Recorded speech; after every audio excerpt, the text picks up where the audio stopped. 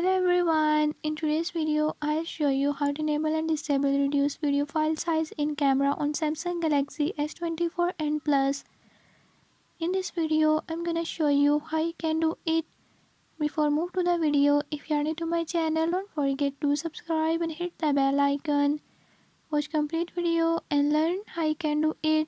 Let's watch the video.